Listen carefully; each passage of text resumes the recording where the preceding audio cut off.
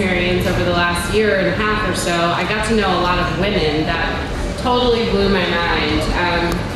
All of whom I'm extremely grateful for, and many of whom allowed me into their lives and allowed me to talk to them and get to know them and interview them. So in December of this past year, I basically compiled 21 stories of these extraordinary women in cannabis and put together a book, which I think is pretty good, but I'm biased, so you'll have to see for yourself.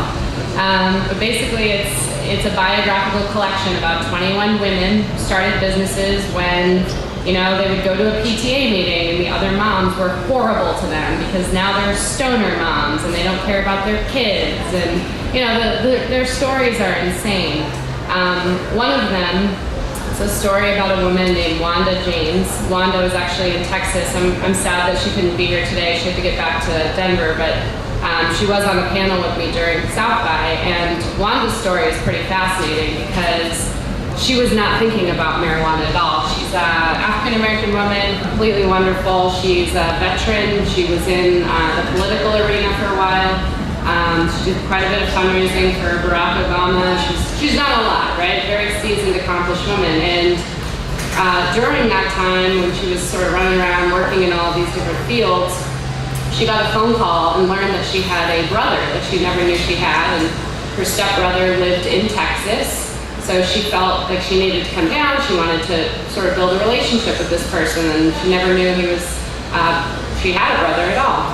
And upon meeting her brother, she learned that he had been in federal prison in Texas, serving a pretty serious sentence for having 4 ounces of marijuana, which is now an illegal amount of marijuana to have in many states around the country under the medical marijuana acts and bills.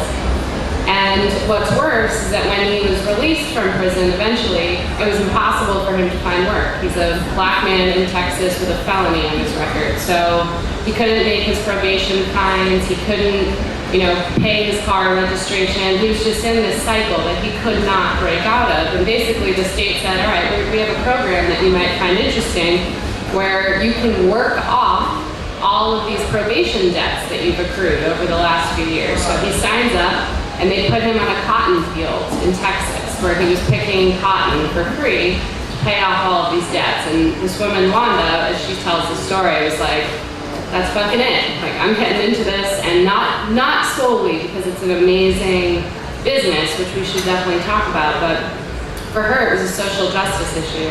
And therefore, it's become a huge social justice issue for me as well.